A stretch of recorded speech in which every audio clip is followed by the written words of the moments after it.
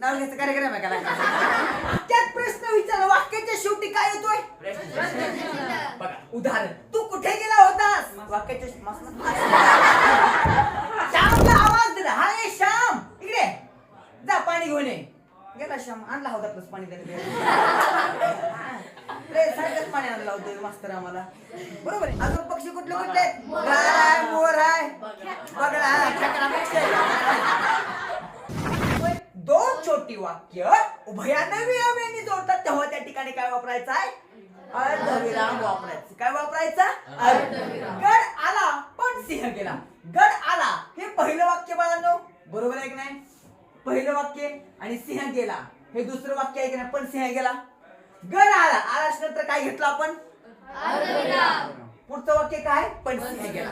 दोन छोटी वाक्य ज्या उभयानवी अव्ययनी जोडतात त्याला काय म्हणायचंय? अर्धविराम. कोणतं चिन्ह वापरतात त्या ठिकाणी? अर्धविराम. चिन्ह पाहायच्या अगोदर विराम चिन्ह कशाला म्हणतात हे तुम्हाला माहिती पाहिजे. पेपर मध्ये तुम्हाला विराम चिन्ह ही तुम्हाला 2 मार्कासाठी. फक्त 10वीचाच पेपर नाहीये, आयुष्यात भविष्यात जेव्हा तुम्ही स्पर्धा परीक्षा करचाल ना त्या स्पर्धा परीक्षेमध्ये तुम्हाला विराम चिन्ह आहेत मराठी व्याकरण मध्ये. मग विराम चिन्ह म्हणजे काय? बोलता बोलता जेव्हा आपण थांबतो त्या थांबण्याला काय म्हणायचंय? विराम. पण हे थांबणं जेव्हा तुम्ही विशिष्ट चिन्हांनी किंवा खुणांनी दाखवता तेव्हा त्या विशिष्ट चिन्हाला काय म्हणायचंय? काय म्हणायचंय? विराम चिन्ह. काय म्हणायचं? विराम चिन्ह. बघा विराम चिन्ह ही इंग्रजी भाषेकडून मराठी भाषेला मिळालेली काय आहे? देणगी आहे. इंग्रजांनी भारतावर राज्य केलं. किती वर्ष? किती वर्ष केले? 200, 500, 1000, 200. किती वर्ष केले? 150 वर्ष. 200 केले? तू इंग्रजीचा काय होता काय? हे थोबाडे या काय? 200 वर्ष केले काय?